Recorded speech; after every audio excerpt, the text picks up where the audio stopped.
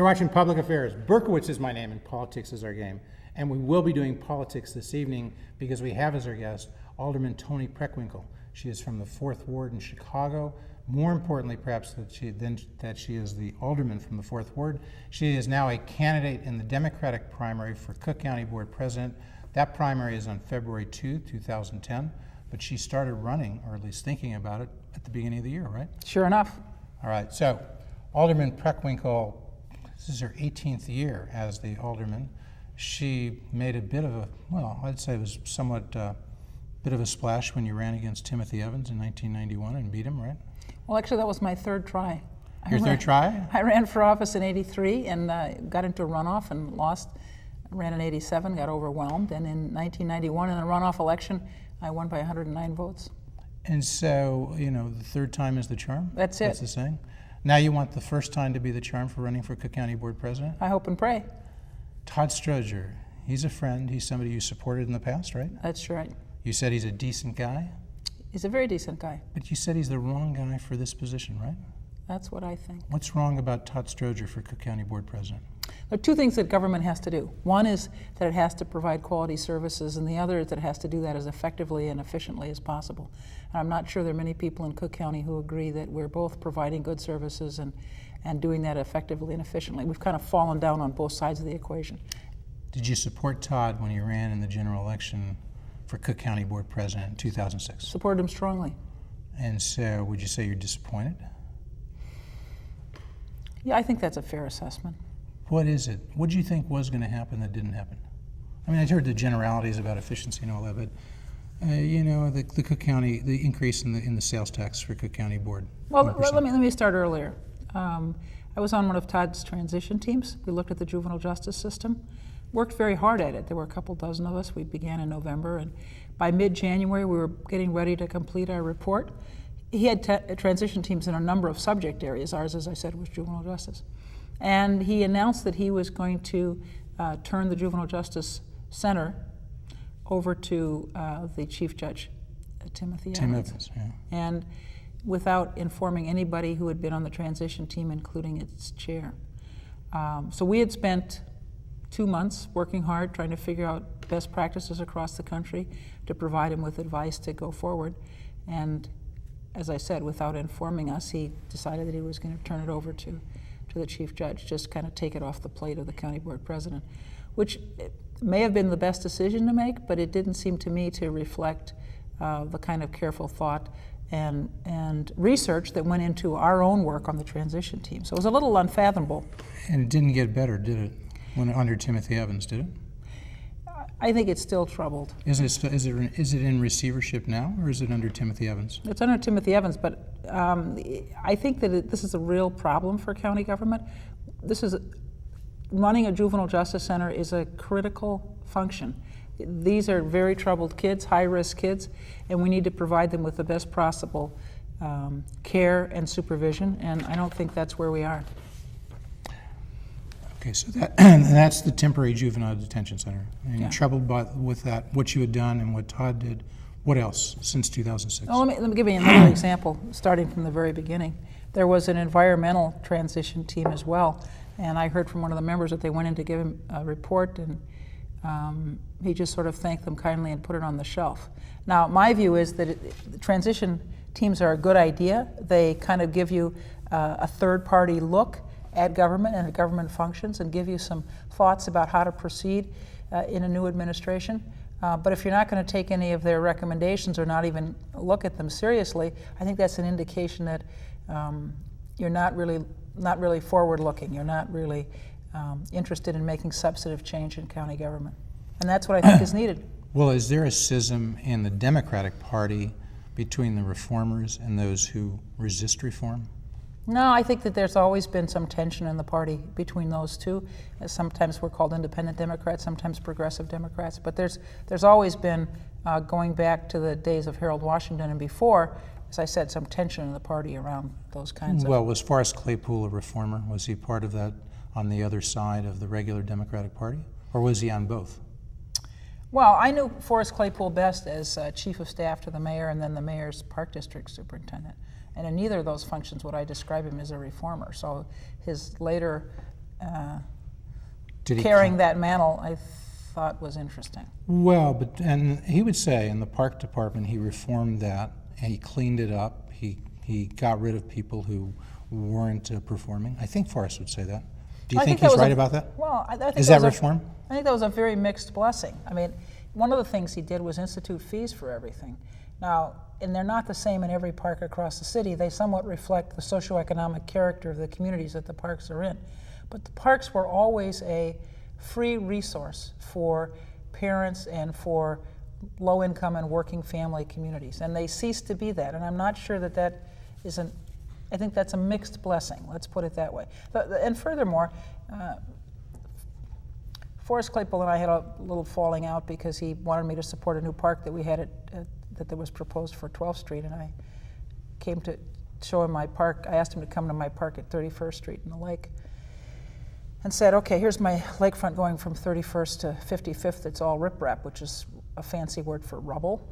We haven't finished the lakefront revetment that needs to be done here. And I said, until we get that done, it's hard for me to support a new park. My view is you've got to take care of what you have before you take on new obligations and responsibilities. And what do you say? Not much. He just sort of grit his teeth, and that was pretty much the end of our relationship. Well, so he didn't do what you wanted? Well, eventually it got done, but he wasn't very receptive to my concerns about taking on new responsibilities before you take good care of what you already have. Fast forward to the Cook County Board. He came on in 2002. There evolved 2002, I guess, right? That's right. And there evolved what I called the Gang of Four: Parika, Claypool, Quigley, Suffredin. They kind of joined up with the four other Republicans, got Erling They Collins aren't Republicans. to join. Only Parika's a Republican. I should say, well, the four other than Parika, that's right. It was three Democrats in this Gang of Four. Claypool and Quigley and Suffredin, and then also Parika, the Republican. But then that group of four, that Gang of Four, joined with four Republicans, and they got Erling Collins often to oppose major economic issues with tax increases, proposed tax increases of John Stroger. Some people thought of Forrest Claypool as sort of a reformer in that context. Would you agree? I think the person I Not know just that, him. They would say, to be candid, they thought of Parika, Claypool, Quigley, Suffredin joining together and pushing reform. Those four obviously didn't agree on all issues, especially some cultural issues, but on the economic issues, they seemed pretty close for a while. They'd butt heads with John Stroger, and they'd generally win, the majority on the board. Well, So, did that really happen? Am I describing that right? And where would you have come down if you had been on the board at that time? Well, I think one of the things that's happened over the last 7 or 8 years is that there's a lot more contention and bitterness in the county board deliberations, and it makes it harder, I think, for anybody to get anything done.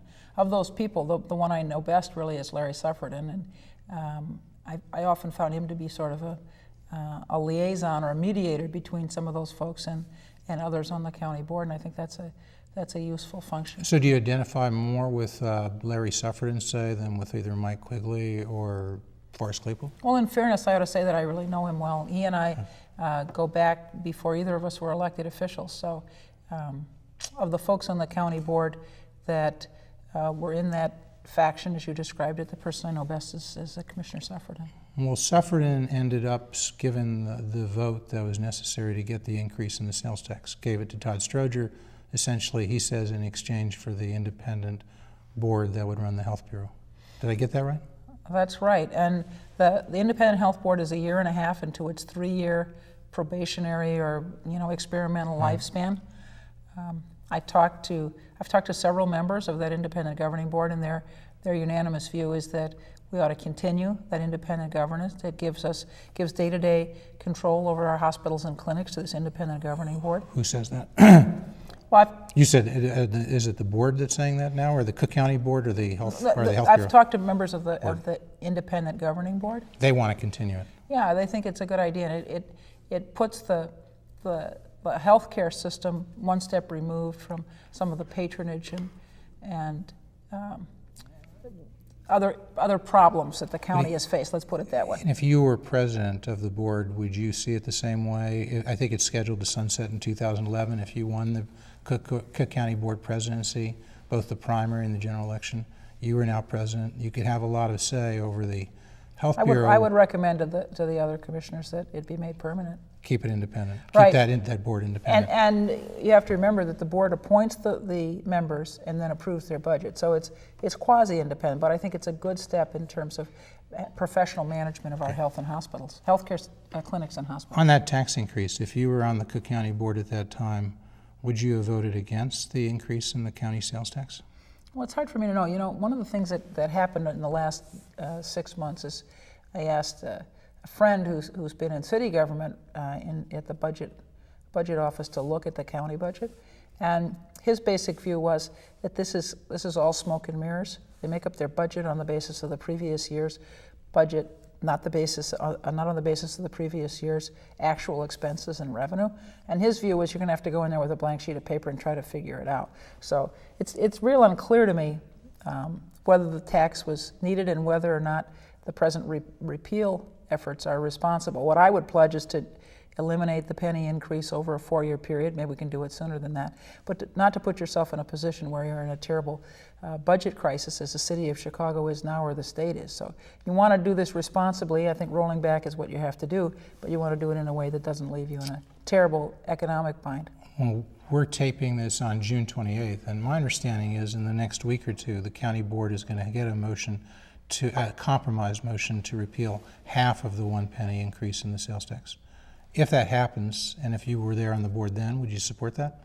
Yeah, I think so. I think even if it's immediate, even if it's not going to be phased out, that is over the next, I assume, 6 months or something like that. Right. What that does, though, is make it incumbent upon the president of the board to look very, very carefully at county expenses and try to make the revenue cuts that make it possible for that half penny repeal not to throw the county into economic turmoil.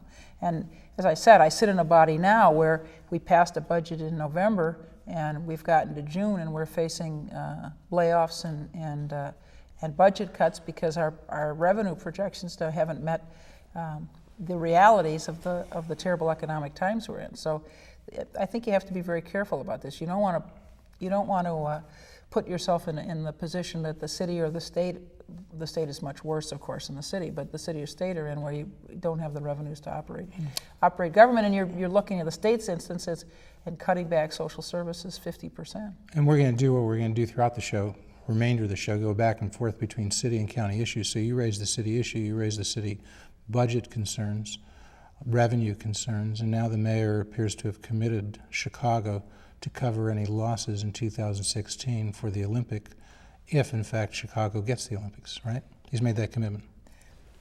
When the city council passed enabling legislation in January, it was enabling legislation that said we can proceed with the bid, and basically the city and the Chicago 2016 committee, which is the private committee that's preparing for the Olympics, they can move ahead with their bid. Well, one of the things we did is enable the mayor to sign any documents that were required to proceed with our Olympic bid. And that language was pretty broad, and apparently he construed it as enabling him to sign on to guarantee, to promise to guarantee, he has to sign this I think in September, all the Olympic costs. And it's fair, I think, to say that none of us in the city council anticipated when we passed this enabling legislation in January that this would be the outcome. So are you going to lead the charge in the city council to hold the mayor's feet to the fire and say, let's have a hearing, let's look at this, and do you think you would go in thinking you would not agree to this this assumption of liability by the mayor for any losses of the Olympics in 2016? We've had briefings this past week by Pat Ryan and Lori Healy from the Chicago 2016 committee.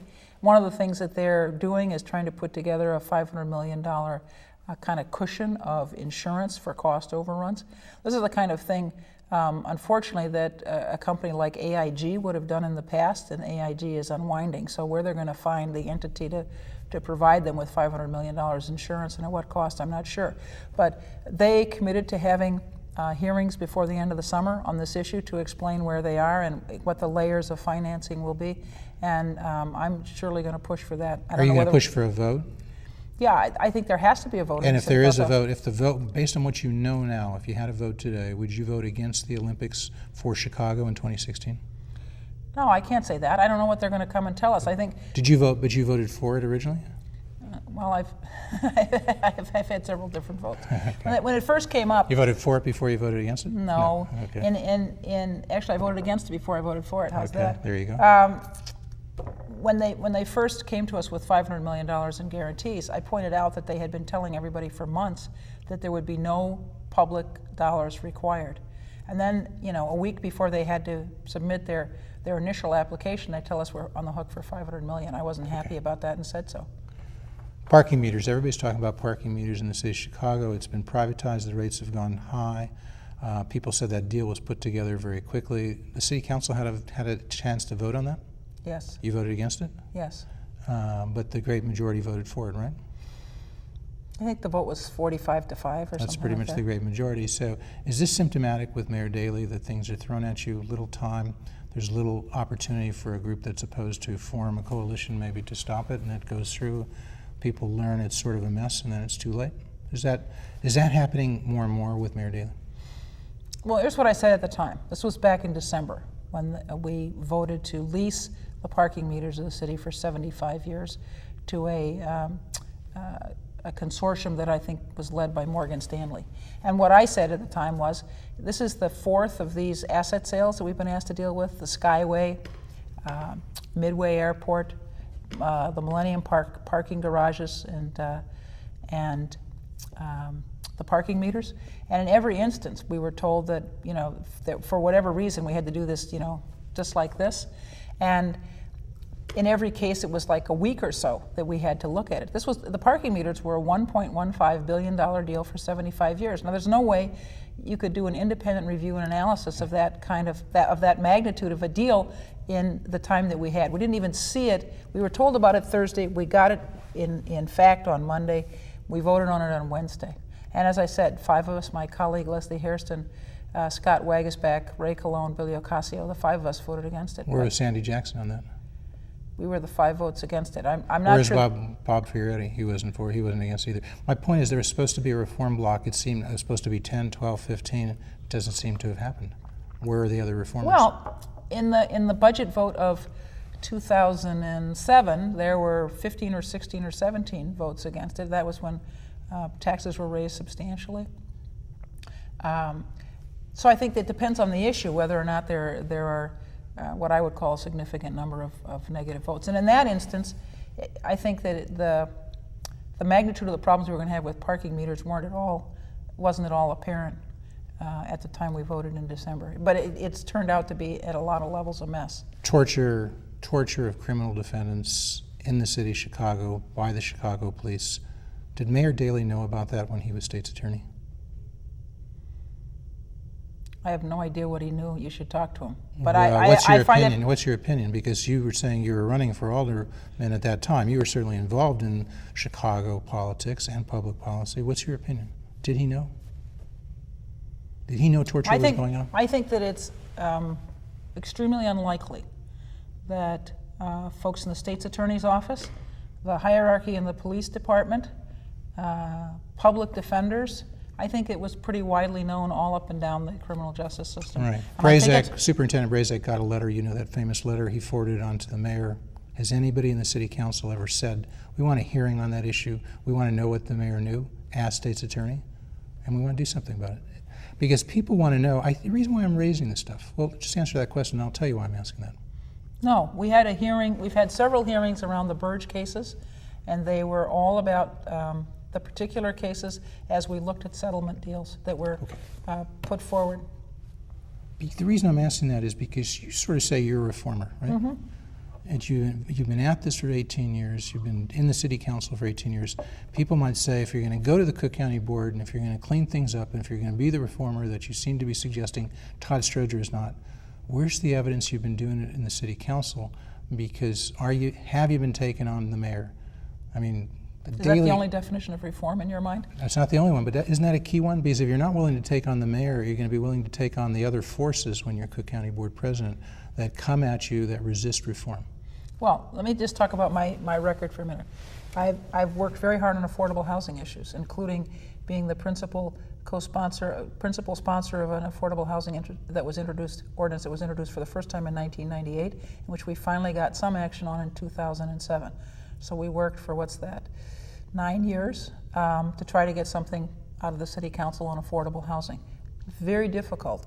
But we ended up with a much more narrow ordinance, but one that was passed in 2007. I've worked on living wage ordinances in 1998 and 2002 as a principal co-sponsor along with Alderman Munoz. And then I was a sponsor of the big box living wage ordinance that was finally voted on in the summer of 2006. So in addition to working on redistricting issues that, in my mind, how can I say this? The city council was not attentive enough to the interests of African Americans and Latinos, and the Latino and Black Caucus got together to kind of work on that. So that's an example of some reform that you say you've accomplished, you've led, right? Well, in the case of affordable housing, after 9 years, we actually got some action out of the city council. In the case of the living wage ordinances, we got living wage ordinances passed in the summer of '98 and in 2002. We passed a big box living wage ordinance, which was vetoed by the mayor, and we couldn't sustain the veto. So on substantive issues, I've worked very hard, often in opposition to the mayor's wishes, on issues that I think are critical to the people I serve in the city of Chicago as a whole. Now, just a second, if those kind of substantive issues don't matter to you, and all you care about is, how often you vote against the mayor, then we have a different definition of reform. In my view, it's substantive as well as, taking your whacks at Richie. Accommodations? Did you make accommodations along the way to get the kind of reform you wanted? Well, do you have to? I mean, it's not necessarily critical. People have to some extent. You might have to be an accommodator. There are a lot of things in which I work with the administration. We have a number of common interests, not the least of which is the transformation of public housing, on which I've also worked. My view is I work hard as an alderman. I've done a lot to rebuild my ward. When I was first elected, there were 3,000 vacant-owned city-owned lots in my ward, just vacant city lots, forget the private lots.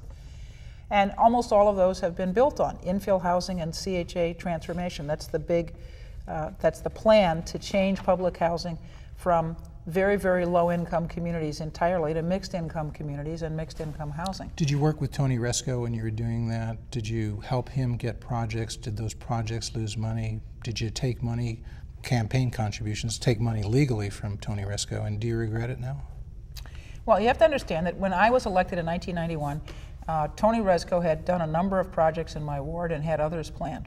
He and his partner were, I won't say the golden boys, but there weren't a lot of private developers who were doing affordable housing. They were the boys on the rise. Isn't that the same year that he offered Barack Obama a job as he was coming out of law school, I think, 1991? Well, that may be. I don't know his history. I don't know his history with Barack. All I can tell you is his history with me. So when I ran in 1991, he showed me some of the affordable housing development that he was doing, and I was happy to support it because I had a lot of derelict buildings, and we used tax credits, which was the tool the Department of Housing was using at the time, to turn them into affordable housing. So, and you worked with him. I mean, he became the chairman of your campaigin committee, finance committee. No. He was one of the. He wasn't. He didn't chair your finance committee. No, he was one of the people who was one of the hosts of our campaign of our fundraising events for many years. How much money did he contribute over the years, would you say? I can't tell you. Or responsible for, if not contributing directly? I can't tell you that because I haven't figured it out. But in what happened in about 2000 is that he and his partner, Dan Maru, decided they were going to get out of the affordable housing business. And I went to Toni and said, what's going on? You're not taking care of your properties. And he told me he was leaving affordable housing. And I said, well, please dispose of them as quickly as possible and get somebody in there who's going to take care of them. And that was when he stopped having affordable housing developments in my ward and turned his properties over to his partner, the Chicago Equity Fund. That was the end of his contributions to me. All right. He went on to support folks with. He went on to support Rod Blagojevich and Barack Obama. It's kind of an aside, but maybe not. Did the Democratic Party get seduced, in a sense, by Toni Preckwinkle and then by Rod Blagojevich? Because did you support Rod Blagojevich when he ran in 2006? Sure. In the general? Did most of the Democrats, not just you, Chairman Mike Madigan, Mayor Daley, and so forth, and Barack Obama? Yeah, so, no, I mean, would you say the Democratic Party got seduced inappropriately by Governor Rod Blagojevich? No, I think, there were a lot of things he stood for. Kid care, for example, trying to get health care for all of the young people and the kids in Illinois who aren't covered by health care. So the programs you supported of Rod Blagojevich, you're saying, but not necessarily the procedures he used as practices. No, and besides which, I think it's How could you ever expect that an elected official, let alone an ordinary citizen, would know the magnitude of his alleged misdeeds when the federal prosecutor worked on it for months to put their case together? Okay. Back to Cook County. Is the Cook County Health Bureau fixed now, do you think? I think there's a lot of work that needs to be done. I've talked to folks. They brought in this guy, Bill Foley from California, who is a turnaround specialist. And his first charge, you may not believe, is to provide them with regular financial reports. That's what I heard. Yeah, I understand. So there's still work yet to be done because he's doing that now, right now. Well, he's getting. But can you imagine? You're running. Right. This is a third of the county budget, $3 billion budget, and it's a third of it, and you don't get regular financial reports. How can you possibly govern it responsibly? So people always. Claypool raised this issue. People were waiting for mammograms, waiting for operations, waiting for procedures. Is that still going on as well, the lack of performance by Stroger Hospital, the other hospitals, the other clinics under the Cook County name? I think that's still the issue, but I guess I have a different issue too. I mean, one of the things that happened when the budget was cut so severely when Todd Stroger first came in, I think it was $100 million of budget cuts. What I usually say is they cut with an axe rather than a scalpel. One of the things they did was close a lot of the clinics. We deliver primary care in our clinics, and now we're delivering it in our emergency rooms, which is a much more expensive way to do it. We're going to continue to speak as the credits roll. Time went way too fast. Thank you so much. Thank you very much for inviting me, Jeff. Cook County Board, she is running, Alderman Preckwinkle is running for Cook County Board President, Democratic primary, coming up in February of 2010. There are a host of others. What do you say about some of these folks? We've already talked about Todd. Circuit Court Clerk Dorothy Brown is in the race now. Compare yourself to Dorothy Brown. You know, I'm a person who's spent almost 30 years in public life. I've been an educator for a decade and now 18 years as an alderman, and I think that's a pretty impressive record of public service. And Tom Dart, you've said he's part of the regular organization. You're not. You're a reformer. Is that the distinction? You and Dart? Actually, I've known Tom for a long time. I have no idea what he's going to do. But if he runs, would that be the battle line? Is he a reformer or are you? Not just by who opposed daily the most, but by the kind of reform procedures you introduced and accomplished. Is that what we're talking about? Well, I think that my credentials as a reformer or progressive are not excelled by anybody who's been talked about as a potential candidate for county board president. All right, and you'd run against Todd Stroger on that issue if you ran? Sure enough. You expect a bunch of other competitors? Think Congressman Danny Davis might get in? I've talked to the congressman all through the fall. I don't know what his plans are. Is he a reformer? Oh, I think that's the case. Pardon? Yes, I think that's and Larry Sufferton, he's a reformer? Sure enough, So are the people going to be confused? We've just rattled off 2 or 3 reformers. Who's the true reformer? Who's the one who gets their vote? I think that it's my job to persuade the people of Cook County that I'm the best candidate for county board president. I think we'll do that in the course of the campaign. Radical changes on the Cook County board if you get there in terms of how it's run?